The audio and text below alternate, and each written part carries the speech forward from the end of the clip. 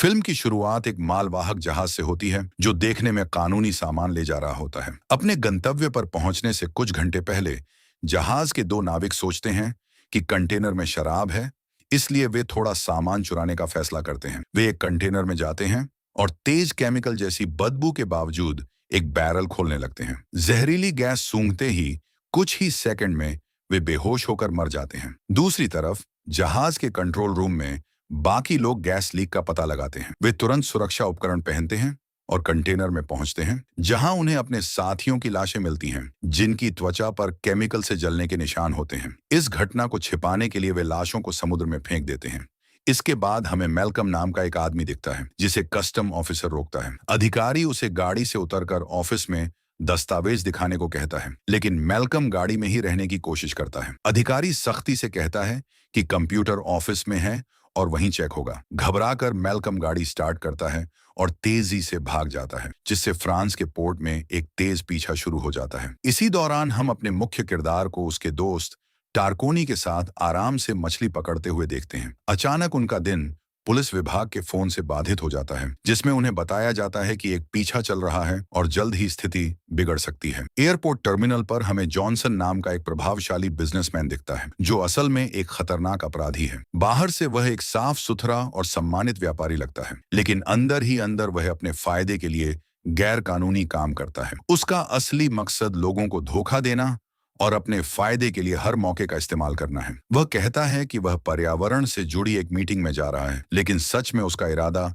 इसके बिल्कुल उल्टा है। वह लोगों को अपने हिसाब से चलाना चाहता है और अपने छुपे हुए फायदे लेना चाहता है। यूक्रेन में एक मीटिंग होने वाली है, जहां कई बड़े बिजनेसमैन इकट्ठा होंगे। वे मंत्री के फैसलों पर चर्चा करेंगे, क्योंकि इन फैसलों से उनकी कमाई पर असर पड़ सकता है। लेकिन यूक्रेन का मंत्री साफ कहता है कि उसका पहला काम पर्यावरण को बचाना और देश की भलाई करना है। वह कहता है कि बड़ी कंपनियों को प्रदूषण फैलाने नहीं दिया जाएगा।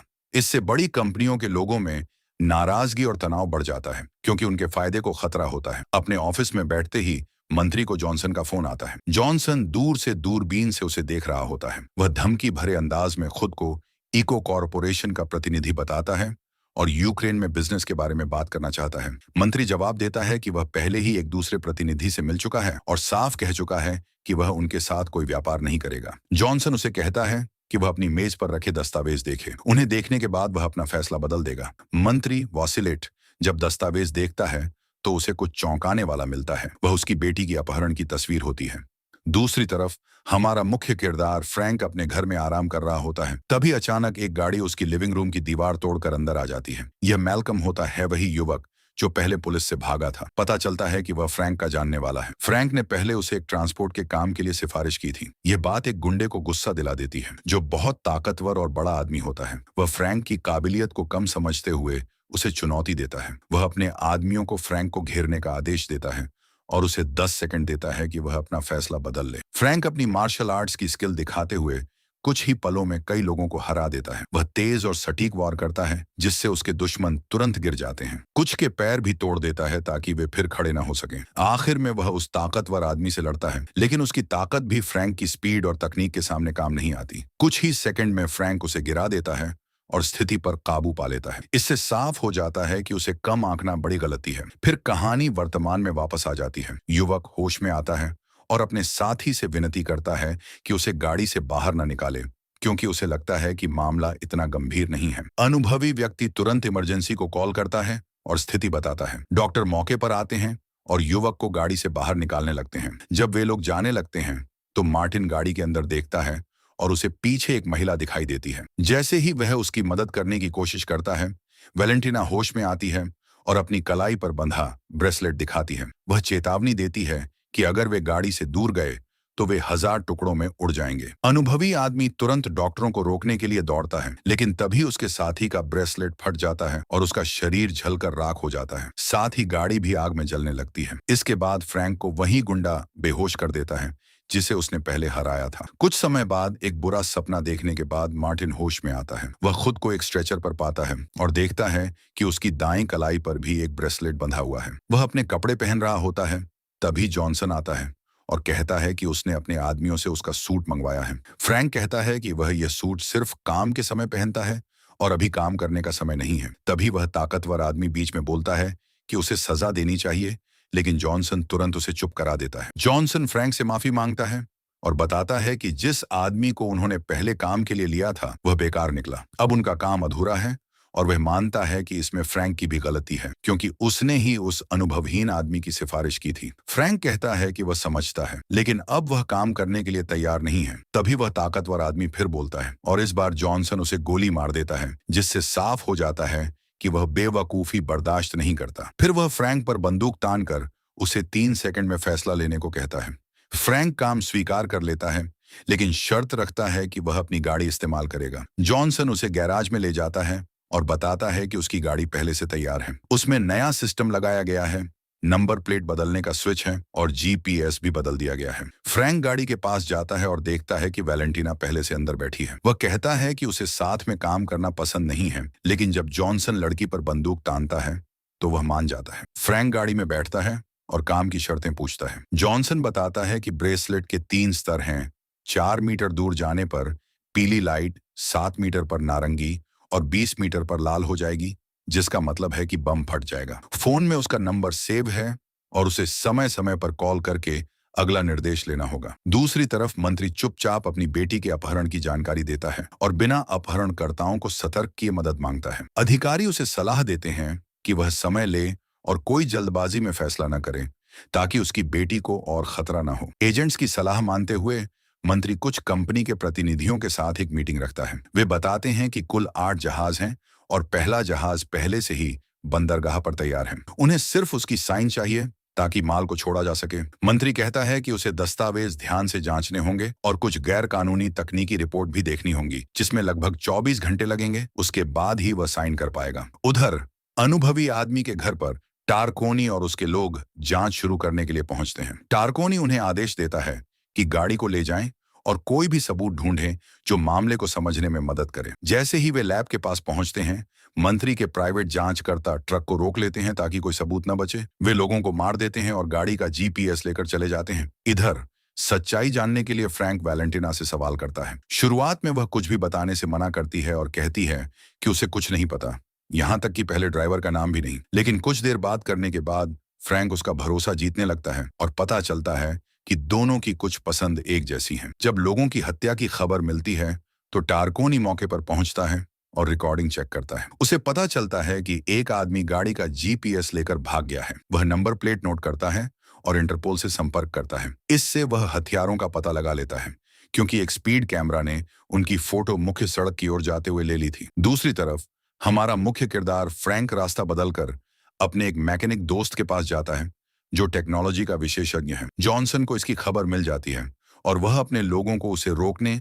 और वापस रास्ते पर लाने का आदेश देता है, लेकिन उसे मारने से मना करता है ताकि वह उनके काम आ सके। अपने दोस्त के पास पहुंचकर फ्रैंक उसे ब्रेसलेट दिखाता है। मैकेनिक उसे देखकर चौंक जाता है और बताता है कि यह एक खास तरह की मैग्नेटिक टेक्नोलॉजी है जिसे पेंटागन ने बनाया था। ये एक खतरनाक डिवाइस है जो बहुत ताकतवर और गुप्त है और इसे आम लोगों के हाथ में नहीं होना चाहिए था। जैसे ही वह गाड़ी में ट्रांसमीटर ढूंढ रहा होता है, जॉनसन के लोग वहां आ जाते हैं और फ्रैंक को तुरंत वापस चलने के लिए कहते हैं। फ्रैंक शांत रहता है और अपने दुश्मनों को परखता है। एक गुंडा हमला करता है, लेकिन फ्रैंक उसे एक ही वार में गिरा देता है। बाकी लोग उसे घेर लेते हैं, लेकिन वह अपनी तेजी और तकनीक से सबको एक एक करके हरा देता है। इस बीच उसका दोस्त ट्रांसमीटर की लोकेशन ढूंढने में लगा रहता है। एक गुंडा उसे चौंकाने की कोशिश करता है, लेकिन फ्रैंक उसे भी तुरंत हरा देता है। एक बड़ा ताकतवर आदमी उससे लड़ने आता है, लेकिन फ्रैंक अपनी स्पीड और स्किल से उसे भी गिरा देता है। आखिर में एक बहुत बड़ा और ताकतवर आदमी आता है जो फ्रैंक को जोर से फेंक देता है और वह पत्थर की दीवार से टकरा जाता है। फिर भी फ्रैंक हार नहीं मानता और लगातार उसके चेहरे पर वार करता रहता है। धीरे धीरे वह उसे कमजोर कर देता है और आखिर में एक फावड़े से उसे बेहोश कर देता है। इसके बाद फ्रैंक अपने दोस्त के पास लौटता है। उसका दोस्त बताता है कि उसने ब्रेसलेट का ट्रांसमीटर ढूंढ लिया है, लेकिन उसे सुरक्षित तरीके से हटाना उसके बस की बात नहीं है। इसके लिए किसी और बड़े एक्सपर्ट की जरूरत होगी। फ्रैंक कपड़े बदलकर नया सूट पहनता है। वैलेंटीना उसे चुपचाप देखती है। दोनों की नजरें मिलती हैं और माहौल थोड़ा खास हो जाता है। वह मुस्कुराते हुए उसकी जीत की तारीफ करती है और कहती है कि उसकी लड़ाई देखकर वह बहुत प्रभावित हुई है। रास्ते पर वापस आते ही फ्रैंक को जॉनसन का फोन आता है। वह उसे धमकी देता है कि अगर वह फिर रास्ता बदलता है तो वह अपने सबसे खतरनाक लोगों को भेजेगा, लेकिन फ्रैंक शांत रहता है और कहता है कि उसे जिंदा उसकी जरूरत है, इसलिए पहले आमने सामने बात करनी होगी। जॉनसन ये सुनकर मान जाता है और उसे एक लोकेशन भेजता है। जब फ्रैंक वहां पहुंचता है तो इंतजार करता है। तभी पास का एक पब्लिक फोन बजने लगता है। वह कॉल उठाता है तो जॉनसन कहता है कि वह उससे निराश है और अब किसी और को यह काम देगा। उसी समय जॉनसन का एक आदमी चुपके से गाड़ी में घुस जाता है और गाड़ी लेकर भाग जाता है। पीछे सीट पर वैलेंटिना गहरी नींद में होती है और उसे कुछ पता नहीं चलता। फ्रैंक तुरंत एक आदमी से साइकिल लेकर पीछा करना शुरू कर देता है। वह तेजी से पैडल मारते हुए भीड़, दुकानों और गलियों से होकर गुजरता है और तेजी से दूरी कम करता है। इधर वैलेंटिना जाग जाती है और देखती है कि ड्राइवर फ्रैंक नहीं है। वह तुरंत उस आदमी पर हमला करती है और गाड़ी को रोकने पर मजबूर कर देती है। उसी समय फ्रैंक वहां पहुंच जाता है और मौका देखकर गाड़ी का कंट्रोल वापस ले लेता है। सुरक्षित होने के बाद फ्रैंक अपने दोस्त टारकोनी को कॉल करता है। टारकोनी उसे चेतावनी देता है कि सावधान रहे, क्योंकि कुछ एजेंट्स गाड़ी का जीपीएस लेकर गए हैं और शायद उसका पीछा कर रहे हैं। वे लोग एक काले मर्सिडीज में हैं।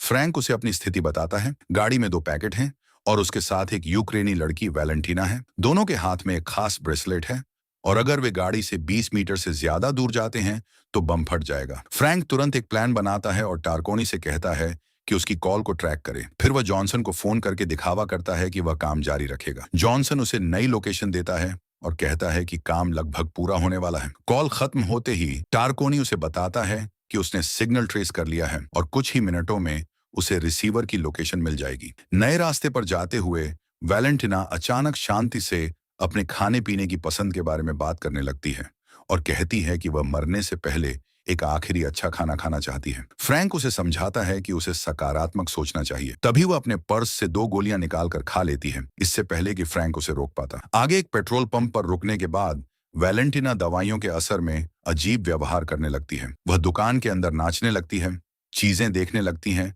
और अजीब हरकतें करती हैं। जब वह बाथरूम जाने की कोशिश करती है तो उसे पता चलता है कि ब्रेसलेट की दूरी खतरनाक स्तर तक पहुंच रही है, इसलिए मजबूरी में उसे वहीं रुकना पड़ता है। इसी दौरान फ्रैंक देखता है कि एक काली मर्सिडीज पास में आकर रुकती है। वैलेंटिना वापस आती है, लेकिन घबराकर जोर जोर से चिल्लाने लगती है, जिससे कार में बैठे लोग उस पर ध्यान देते हैं। वे असल में गुप्त एजेंट होते हैं और उसे पहचान लेते हैं। फ्रैंक तुरंत उसे पकड़कर कार में बैठाता है और तेज रफ्तार से गाड़ी भगाता है, 180 किलोमीटर प्रति घंटा से भी ज्यादा स्पीड में। उसे लगता है कि ये जॉनसन के आदमी हैं, इसलिए वह उसे फोन करता है, लेकिन जॉनसन कहता है कि ये उसके लोग नहीं हैं और वह जांच करेगा। इसके बाद एक तेज पीछा शुरू होता है। फ्रैंक अपनी शानदार ड्राइविंग स्किल दिखाते हुए गाड़ियों से बचता है, खतरनाक मोड़ लेता है और एक जगह 2 ट्रकों के बीच से कार को 2 पहियों पर निकाल लेता है। मुख्य सड़क छोड़कर वह जंगल वाले इलाके में चला जाता है, जहां एजेंट्स उस पर गोली चलाते हैं, लेकिन फ्रैंक अपनी तेजी से उन्हें कंट्रोल खोने पर मजबूर कर देता है और उनकी गाड़ी खाई में गिर जाती है। इस खतरनाक पीछा के बाद फ्रैंक थोड़ी देर के लिए गाड़ी रोकता है। वैलेंटिना उसके पास आती है और उसका तनाव कम करने की कोशिश करती है, लेकिन फ्रैंक मना कर देता है और कहता है कि यह सही समय नहीं है। फिर वह गाड़ी के पीछे का सामान चेक करता है और अपनी एक अहम नियम को तोड़ता है। उसे पता चलता है कि असली पैकेज वैलेंटिना ही है और बैग्स में सिर्फ फोन डायरेक्टरी है। वैलेंटिना कहती है कि उसे पहले से पता था, लेकिन उसने बताया नहीं क्योंकि उसे फर्क नहीं पड़ा। वह धीरे धीरे गाड़ी की चाबियां लेकर दूर जाती है और मजाक में बात करती है। फ्रैंक उससे चाबियां वापस मांगता है और आखिर में दोनों के बीच भावनात्मक और आकर्षण भरा माहौल बन जाता है। दूसरी तरफ जॉनसन मंत्री को फोन करके गुप्त एजेंट्स के बारे में शिकायत करता है। वह धमकी देता है कि अगर फिर ऐसा हुआ तो वह उसकी बेटी को मार देगा। मंत्री वासिलेव उसे साफ कहता है कि वह उसका नाम जानता है और अगर उसने वैलेंटिना को छुआ भी तो वह पूरी ताकत से बदला लेगा। पहाड़ों में समय बिताने के बाद वैलेंटिना अपनी कहानी बताती है। वह कहती है कि वह इबीसा में छुट्टियां मना रही थी। वहां एक अजनबी ने उसे ड्रिंक ऑफर की, जिसे पीने के बाद वह बेहोश होने लगी। जब वह होश में आई तो खुद को एक गाड़ी में पाया। उसने ड्राइवर से पूछा तो उसने बताया कि वह सिर्फ एक ट्रांसपोर्टर है और बहुत अच्छा ड्राइव करता है। वैलेंटिना ने उसे बताया कि उसका पिता बहुत ताकतवर और प्रभावशाली आदमी है। उसने उसे मनाकर एक पब्लिक फोन तक ले जाने को कहा, लेकिन इससे पहले कि वह अपने पिता को लोकेशन बता पाती, कुछ लोग उनका पीछा करने लगे। वे किसी तरह बच निकले, लेकिन घायल हो गए। ड्राइवर ने कहा कि वह एक पुराने जानकार से मदद लेगा और इसी दौरान वे फ्रैंक के घर पहुंच गए और दीवार तोड़ते हुए अंदर घुस गए। वैलेंटिना कहती है कि जब उसने फ्रैंक को देखा तभी उसे लगा कि उसके साथ सब ठीक हो जाएगा। फिर वे अपनी यात्रा जारी रखते हैं। जॉनसन फ्रैंक को कॉल करके बताता है कि प्लान बदल गया है और उसे नई लोकेशन देता है। उधर यूक्रेन में टारकोनी मंत्री की मदद से जॉनसन की कॉल ट्रेस करता है और उसकी सही लोकेशन पता कर लेता है। इसके बाद वह फ्रैंक को कॉल करके असली सच्चाई बताता है। वह बताता है कि इको कॉर्प मंत्री पर दबाव डाल रही है कि वह एक समझौते पर साइन करे जिससे जहाजों में भरा जहरीला कचरा यूक्रेन में लाया जा सके। यह सिर्फ एक जहाज नहीं बल्कि ऐसे 8 जहाज हैं। उन्होंने मंत्री की बेटी का अपहरण कर रखा है और उसे बंधक बनाकर रखा है ताकि वह मजबूर होकर साइन कर दे। यह सुनकर फ्रैंक समझ जाता है कि यह मिशन बहुत बड़ा है। अगर मंत्री मान गया तो पूरा देश जहरीले कचरे का ढेर बन जाएगा, सिर्फ उसकी बेटी की जान बचाने के लिए। टारकोनी नोटिस करता है कि फ्रैंक की आवाज थोड़ी बदली हुई है और कहता है कि शायद वह वैलेंटिना से जुड़ने लगा है, जबकि फ्रैंक हमेशा से सख्त नियमों वाला और भावनाओं से दूर रहने वाला आदमी रहा है। टारकोनी उसे याद दिलाता है कि अंदर से वह अब भी एक रोमांटिक इंसान है। फ्रैंक कुछ पल चुप रहता है और स्टीयरिंग को कसकर पकड़ता है, जैसे वह इसे मानना नहीं चाहता, लेकिन उसकी नजरें वैलेंटिना की ओर देखकर सब कुछ बता देती हैं। तभी जॉनसन का फोन आता है और वह उसे पुल पर गाड़ी रोकने का आदेश देता है। कहता है कि उसका मिशन खत्म हो गया है। अचानक कई गाड़ियां दोनों तरफ से रास्ता बंद कर देती हैं और जॉनसन सामने आ जाता है। वह फ्रैंक को बधाई देता है और कहता है कि अब वैलेंटिना को बाहर भेज दे। वैलेंटिना डर के कारण बाहर जाने से मना कर देती है, क्योंकि उसे पता है कि जैसे ही वह बाहर जाएगी फ्रैंक खतरे में आ जाएगा। फ्रैंक उसे भरोसा दिलाता है कि वह बच निकलने का रास्ता ढूंढ लेगा और वादा करता है कि सब खत्म होने के बाद वे फिर साथ में खाना खाएंगे। वैलेंटिना रोते हुए उसे आखिरी बार चूमती है और फिर बाहर चली जाती है। जॉनसन एक खास चाबी से उसका ब्रेसलेट निकाल देता है, लेकिन गुस्से में वह उसके चेहरे पर थूक देती है। इसके जवाब में जॉनसन उसे जोर से पेट में मारता है और बाल पकड़कर अपने लोगों को आदेश देता है कि फ्रैंक को गोली मार दें। फ्रैंक अपनी जान बचाने के लिए तेजी से गाड़ी चलाता है और सीधे नदी में कूद जाता है। डूबते हुए वो टारकोनी को कॉल करके अपनी लोकेशन भेजता है। उसे पता है कि मदद आने में समय लगेगा, इसलिए उसे खुद ही कुछ करना होगा। वह गाड़ी के पीछे देखता है और 2 इमरजेंसी बोट पाता है। वह उन्हें टायर की हवा से भरता है और किसी तरह गाड़ी को पानी पर तैरने लायक बना देता है और आखिरी समय पर बच निकलता है। उधर अपराधी एक ट्रेन पर कब्जा कर लेते हैं जो ओडेसा जा रही होती है। वे मंत्री को कॉल करके उसकी बेटी से बात कराते हैं और उसे धमकी देते हैं कि उसके पास सिर्फ 15 मिनट हैं उनकी शर्त मानने के लिए। इस बीच टारकोनी गाड़ी ठीक करवा कर फ्रैंक को बताता है कि खतरा कितना बड़ा है। अगर जहाजों का जहरीला कचरा फैल गया तो पूरे देश का आधा हिस्सा 100 साल तक प्रदूषित हो जाएगा। फिर वह जॉनसन की लोकेशन बताता है। ये सुनते ही फ्रैंक गुस्से में गाड़ी तेजी से चलाता है और वैलेंटिना को बचाने के लिए निकल पड़ता है। उधर मंत्रालय में माहौल बहुत तनावपूर्ण होता है। कंपनी के लोग मंत्री पर दबाव डालते हैं कि वह तुरंत साइन करे, यह कहते हुए कि यह विकास के लिए जरूरी है। मंत्री माथे पर पसीना और नजरें दस्तावेज पर टिकाए हुए अपनी बेटी को बचाने और देश को खतरे में डालने के बीच उलझा रहता है। वह कुछ बातों को समझने का नाटक करता है।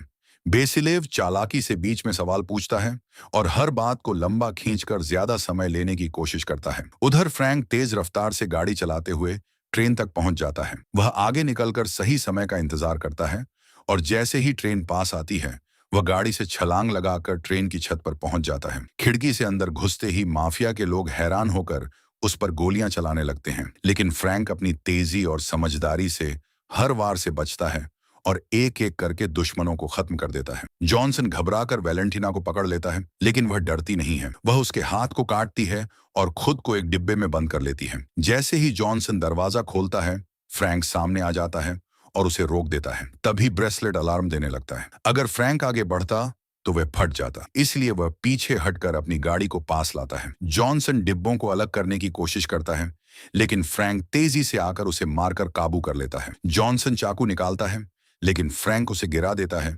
मारता है और ब्रेसलेट की चाबी छीन लेता है। फिर वह ब्रेसलेट जॉनसन के हाथ में पहनाकर उसे बांध देता है और अपनी गाड़ी को पीछे करता है। जैसे ही दूरी 20 मीटर से ज्यादा होती है ब्रेसलेट फट जाता है और जॉनसन खत्म हो जाता है। पुलिस वहां पहुंच जाती है। फ्रैंक वैलेंटिना के पास जाता है और वह रोते हुए उसका धन्यवाद करती है कि उसने उसकी जान बचाई। इधर टारकोनी मंत्री को फोन करके बताता है कि उसकी बेटी सुरक्षित है। यह सुनकर मंत्री मुस्कुराते हुए दस्तावेज को सबके सामने फाड़ देता है और कहता है कि वह ऐसे भ्रष्ट लोगों के साथ कोई काम नहीं करेगा। उधर एक खास टीम जहाजों को रोक लेती है ताकि जहरीला कचरा किनारे तक न पहुंच सके। इस तरह एक बड़े पर्यावरणीय खतरे को टाल दिया जाता है। आखिर में हम देखते हैं कि दोस्त फिर से अपनी छुट्टियों का आनंद ले रहे हैं। नदी के किनारे मछली पकड़ते हुए टारकोनी थोड़ा भावुक हो जाता है। वह बताता है कि बचपन में वह अपने पिता के साथ इसी जगह मछली पकड़ने आया करता था। अब सब कुछ बदल गया है। फ्रैंक भी उसकी बात से सहमत होता है और टारकोनी कहता है कि समय के साथ लोग भी बहुत बदल जाते हैं। तभी वैलेंटीना जागती है और मुस्कुराते हुए दोनों को बीच में रोक देती है। वह एक नया प्लान सुझाती है। इसी के साथ ट्रांसपोर्टर की पूरी कहानी खत्म होती है।